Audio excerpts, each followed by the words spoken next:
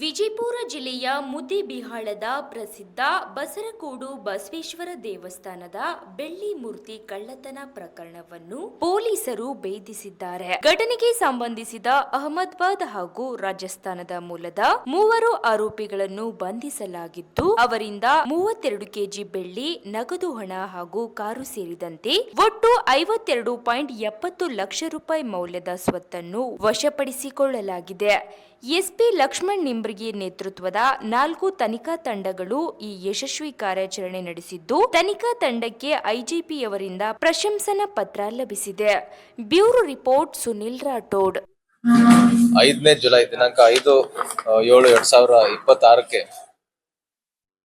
ಬಿಜಾಪುರ ಜಿಲ್ಲೆ Muddebihal police station ವ್ಯಾಪ್ತಿಯಲ್ಲಿರುವಂತಹ ಬಸರಕೋಡ್ ಗ್ರಾಮದಲ್ಲಿ ಶ್ರೀ ಪವಾಡ್ ಬಸವೇಶ್ವರ ದೇವಸ್ಥಾನದಲ್ಲಿ ಒಂದು ದೇವಸ್ಥಾನ ಕಳವು ಪ್ರಕರಣ ದಾಖಲಾಗುತ್ತೆ. ಈ ಘಟನೆಯಲ್ಲಿ ಕೆಲವು ಆರೋಪಿತರು ಮಧ್ಯರಾತ್ರಿ ವೇಳೆಯಲ್ಲಿ ದೇವಸ್ಥಾನಕ್ಕೆ ಪ್ರವೇಶ ಮಾಡಿ ದೇವಸ್ಥಾನದ ಗರ್ಭಗುಡಿ ಹೊರಗಡೆ ಹೋಗ್ಬಿಟ್ಟು ಅಲ್ಲಿದ್ದಂತ ಶ್ರೀ ಪವಾಡ್ ಬಸವೇಶ್ವರ ರವರ ಬೆಳ್ಳಿಯ ಮೂರ್ತಿಯನ್ನ ಕಳ್ಳತನ ಮಾಡ್ಕೊಂಡು ಹೋಗಿರ್ತಾರೆ. ಈ ಮೂರ್ತಿ ಸುಮಾರು 32 ಕೆಜಿ ತೂಕದಿರುತ್ತೆ. ಇದ್ರ ಮೌಲ್ಯ ಸುಮಾರು 52 ಲಕ್ಷ ಆಗಿದೆ. ಇಷ್ಟು ಬೆಲೆ ಬಾಳುವ ಒಂದು ಕಳ್ಳತನ ಪ್ರಕರಣ ವರದಿಯಾಗಿತ್ತು. ಅದಲ್ಲದೆ ತಮ್ಮೆಲ್ಲರಿಗೂ ಗೊತ್ತಿರೋ ಹಾಗೆ ಈ ಒಂದು ದೇವಸ್ಥಾನ ಬಹಳ ಪ್ರಸಿದ್ಧವಾದಂತ ದೇವಸ್ಥಾನ ಮತ್ತೆ ಮಹತ್ವವಾದಂತ ದೇವಸ್ಥಾನ. ಬಸರಕೋಡ್ ಗ್ರಾಮದಲ್ಲಿ ಹಾಗೂ ಸುತ್ತಮುತ್ತ ಗ್ರಾಮದಿಂದ ಸಾವಿರಾರು ಜನ ಭಕ್ತರು ಈ ದೇವಸ್ಥಾನಕ್ಕೆ ಬಂದು ಹೋಗ್ತಿರ್ತಾರೆ. ಸೊ ಹಾಗಾಗಿ ಈ ಒಂದು ಪ್ರಕರಣವನ್ನ ನಾವು ಬಹಳ ಗಂಭೀರವಾಗಿ ತಗೊಂಡಿದ್ವಿ. ಹಾಗೂ ಎಸ್ಪಿ ರವರು ಈ ಒಂದು ತನಿಖೆಯನ್ನ ಮುಂದಾಳತ್ವವನ್ನು ಮಾಡಿ ಸುಮಾರು 4 ತಂಡಗಳನ್ನ ಪತ್ತೆ ಕಾರ್ಯ ಮಾಡಕ್ಕೆ 4 ತಂಡಗಳನ್ನ ರಚನೆ ಮಾಡಿದ್ರು.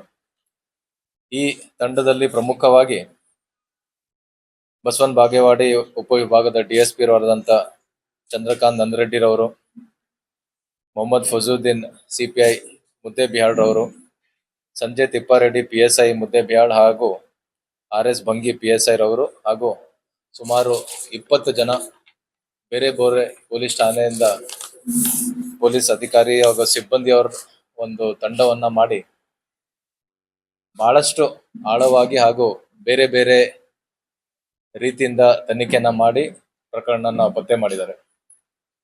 ಇದರದ್ದು ವಿಶೇಷತೆ ಏನಂತಂದ್ರೆ ಈ ಒಂದು ಪ್ರಕರಣದಲ್ಲಿ ಭಾಗಿಯಾಗಿರುವಂತಹ ಆರೋಪಿತರು ಸ್ಥಳೀಯ ಆರೋಪಿಯವರು ಆಗಿರಲ್ದೆ ಬೇರೆ ರಾಜ್ಯದ ಆರೋಪಿತರಿದ್ದು ಬಿಜಾಪುರಿಗೆ ಬಂದು ಈ ಒಂದು ಕಳ್ಳತನ ಮಾಡ್ಕೊಂಡು ಹೋಗಿರ್ತಾರೆ. ಸೊ ಯಾವುದೇ ತರದ ಒಂದು ಕ್ಲೂ ಇಲ್ಲದೆ ಇದ್ದಂತ ಒಂದು ಪ್ರಕರಣವನ್ನ ಬಹಳ ಉತ್ತಮವಾಗಿ ತನಿಖೆಯನ್ನ ಮಾಡಿ ಅಹಮದಾಬಾದ್ ನಗರದಿಂದ 3 ಆರೋಪಿಯನ್ನ ಈ ತಂಡ ದಸ್ತಗಿರಿ ಮಾಡಿದ್ದಾರೆ. ಇದರಲ್ಲಿ ಪ್ರಮುಖವಾಗಿ ಆರೋಪಿತರು ಸುರೇಶ್ ಕುಮಾರ್. ಇವನ್ ಮೇಲೆ ಈಗಾಗಲೇ ಗುಜರಾತ್, ರಾಜಸ್ಥಾನಲ್ಲಿ ಸುಮಾರು 5ರಿಂದ 6 ಕಳ್ಳತನ ಪ್ರಕರಣಗಳು ಈಗಾಗಲೇ ಅವನ ಮೇಲೆ ವರದಿಯಾಗಿದೆ. ಅದಲ್ಲದೆ ಗುಜರಾತ್, ಅಹಮದಾಬಾದ್ ಇಂದ ಬ್ರಹ್ಮಾರ್ ಮತ್ತೆ ಇಂದ್ರಜಿತ್. ಸೊ ಈ ರೀತಿ ಅಹಮದಾಬಾದ್ ನಗರದಿಂದ 3 ಜನ ಆರೋಪಿತರನ್ನ ಅರೆಸ್ಟ್ ಮಾಡಿ ಅವರಿಂದ ಸುಮಾರು 52 ಲಕ್ಷ ಬೆಲೆ ಬಾಳುವ ಇಲ್ಲಿಂದ ಏನ್ ಕಳ್ಳತನ ಮಾಡ್ಕೊಂಡು ಹೋಗಿದ್ರು ಆ ಒಂದು ಬೆಳ್ಳಿಯನ್ನ ಅವರು ಕರಗಿಸಿ ಗಟ್ಟಿಯಾಗಿ ಏನ್ ಇಟ್ಟಿದ್ರು ಅದನ್ನು ಕೂಡ ಸುಮಾರು 52 lakhs ವರ್ತ್ 100% ರಿಕವರಿ ಆಗಿದೆ. ಅದಲ್ಲದೆ ಈ ಒಂದು ಕೃತ್ಯಕ್ಕೆ ಉಪಯೋಗ ಮಾಡಿದಂತ 2 ಮೊಬೈಲ್ ಫೋನ್ ಹಾಗೂ 1 ಕಾರ್ ಏನಿದೆ ಹಾಗೂ 2 ಕಬ್ಬಿಣ ರಾಡ್ ಏನಿದೆ ಅದನ್ನು ಕೂಡ ಇವರು ಪತ್ತೆ ಹಚ್ಚಿದ್ದಾರೆ. ಸೊ ಹಾಗಾಗಿ ಈಗಾಗಲೇ ನಾನು ಹೇಳಿದ್ದೀನಿ, ಇದು ಬಹಳ ಉತ್ತಮವಾದಂತ ಒಂದು ಪತ್ತೆ ಕಾರ್ಯ ಇದೆ.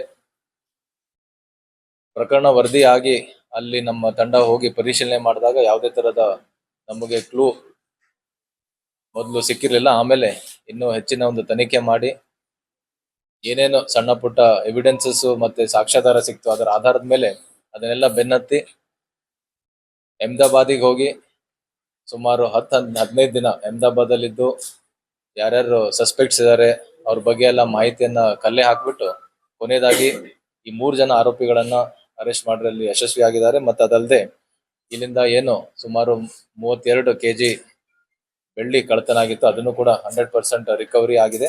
ಮತ್ತೆ ಸುಮಾರು ಈಗಾಗಲೇ ಹೇಳ್ದಂಗೆ 52 ಲಕ್ಷ ಮೌಲ್ಯದ ಕಳುವಾದ ಮಾಲುಗಳನ್ನ ನಾವು ಜಪ್ತಿ ಮಾಡಿದ್ದೀವಿ. ಈಗಾಗಲೇ ಹೇಳಿದ್ದೀನಿ, ಇದು ಒಂದು ಬಹಳ ಉತ್ತಮವಾದಂತ ಪತ್ತೆ ಕಾರ್ಯ. ಎಲ್ಲ ಇಲ್ಲಿ ಈ ಒಂದು ತಂಡದಲ್ಲಿದ್ದಂತ ಅಧಿಕಾರಿ ಸಿಬ್ಬಂದಿಯವರಿಗೆ ನನ್ನ ಅಭಿನಂದನೆಗಳು. ಹಾಗೂ ಈ ಒಂದು ತಂಡವನ್ನ ಮೇಲ್ವಿಚಾರಣೆ ಮಾಡಿ ನಿರಂತರವಾಗಿ ಈ ತನಿಖೆಯನ್ನ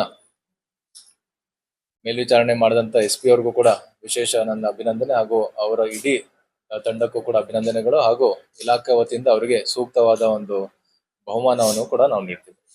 ಈ ಬಸರ್ಕೋಡ್ ಅಪರಾಧ ಪ್ರಕರಣಕ್ಕೆ ಸಂಬಂಧಪಟ್ಟಂತೆ ಈ ಅಪರಾಧಿಗಳು ಜೂನ್ ತಿಂಗಳಲ್ಲಿನೇ ಒಂದು ಸಾರಿ ಬಂದು ಹೋಗಿರ್ತಾರೆ. ಬಂದು ಹೋಗಿ ದೇವಸ್ಥಾನದ ಒಂದು ಸಂಪೂರ್ಣವಾದಂತ ವಿವರವನ್ನ ಮತ್ತೆ ರೆಕ್ಕಿ ಮಾಡಿರ್ತಾರೆ. ಎಂಟ್ರಿ ಹೇಗಿದೆ, ಎಕ್ಸಿಟ್ ಹೇಗಿದೆ, ಮತ್ತೆ ಮೂರ್ತಿ ಹೇಗಿದೆ, ಯಾವ ರೀತಿ ಇಟ್ಟಿದ್ದಾರೆ. ಸೊ ಇವನ್ನೆಲ್ಲವನ್ನ ಕೂಡ ಅವರು ತಿಳ್ಕೊಂಡು ಹೋಗಿರ್ತಾರೆ. ಮತ್ತೆ ಈ ಆರೋಪಿಗೆ ಚಿತ್ರದುರ್ಗದ್ದು ಲಿಂಕ್ ಇರುತ್ತೆ. ಸೊ ಅವನು ಈ ರಸ್ತೆಯಲ್ಲಿ ಹೋಗಿ ಬಂದು ಮಾಡಿದ್ದು ಇದೆ ಮುಂಚೆನೂ ಕೂಡ. ಸೊ ಈ ಹೈವೇ ಮೇಲೆ ಹೋಗಿ ಬಂದು ಮಾಡಿರೋದ್ರಿಂದ ಈ ದೇವಸ್ಥಾನ ಕಳ್ಳತನ ಮಾಡೋದೊಂದು ಹ್ಯಾಬಿಟ್ ಇದೆ. ಯಾಕಂದ್ರೆ ಅವನ ಮೇಲೆ ಒಂದು 5-6 ಕೇಸ್ಗಳು ಈಗಾಗಲೇ ರಾಜಸ್ಥಾನ ಮತ್ತೆ ಗುಜರಾತ್ನಲ್ಲಿ ಆಗಿದಾವೆ. ಆ ಹಿನ್ನೆಲೆಯಲ್ಲಿ ಬಸರ್ಕೋಡಿಗೆ ವಿಸಿಟ್ ಕೊಟ್ಟಾಗ ಈ ಟೆಂಪಲ್ ತಾವು ನೋಡಿದ್ರೆ ಆ ಮೂರ್ತಿಯನ್ನ ಜಸ್ಟ್ ಲಿಫ್ಟ್ ಮಾಡಿ ಇಡೋ ರೀತಿ ಇದೆ. ಸೊ ಅಂದ್ರೆ ಇದು ನಾಟ್ ಫಿಕ್ಸ್ ಮಾಡಿಲ್ಲ ಅದನ್ನ. ಸೊ ನೋಡ್ಕೊಂಡು ಹೋಗಿರ್ತಾರೆ. So on the day of offence ರಾತ್ರಿ ಹೊತ್ತು ಬಂದ್ಬಿಟ್ಟು ಅಲ್ಲೆಲ್ಲ ಉಳಿದವರೆಲ್ಲ ಮಲಗಿದಾಗ ಅದನ್ನ ತಗೊಂಡು ಹೋಗಿ 5th night and 6th early morning offence ಆಗಿದೆ. 8ನೇ ತಾರೀಕು ಹೋಗ್ಬಿಟ್ರೆ ಆ ಮೂರ್ತಿಯನ್ನ 4 ತುಂಡುಗಳನ್ನಾಗಿ ಮಾಡಿ ಮೆಲ್ಟ್ ಮಾಡಿ ಅದನ್ನ ಡಿಸ್ಪೋಸ್ ಮಾಡಿರ್ತಾರೆ. ಯಾಕಂದ್ರೆ ಮೊದಲನೇ ಆರೋಪಿ ಏನಿದಾನೆ ಇವನು ಮುಂಚೆ ಒಂದ್ ಸ್ವಲ್ಪ ಬಂಗಾರದ ಅಂಗಡಿಯಲ್ಲಿ, ಬೆಳ್ಳಿ ಅಂಗಡಿಯಲ್ಲಿ ಕೆಲಸ ಮಾಡಿನೂ ಕೂಡ ಇವನಿಗೆ ರೂಢಿ ಇರುತ್ತೆ.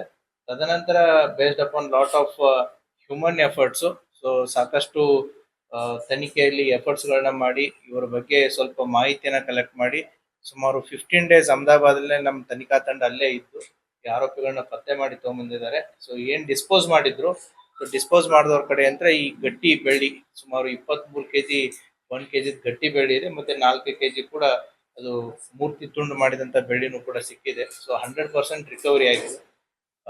ತನಿಖಾ ತಂಡ ಸುಮಾರು 1 ತಿಂಗಳಕ್ಕಿಂತಲೂ ಹೆಚ್ಚು ಇದರಲ್ಲಿ ಶ್ರಮ ವಹಿಸಿ ಇದನ್ನ ಪತ್ತೆ ಮಾಡಿದ್ದಾರೆ.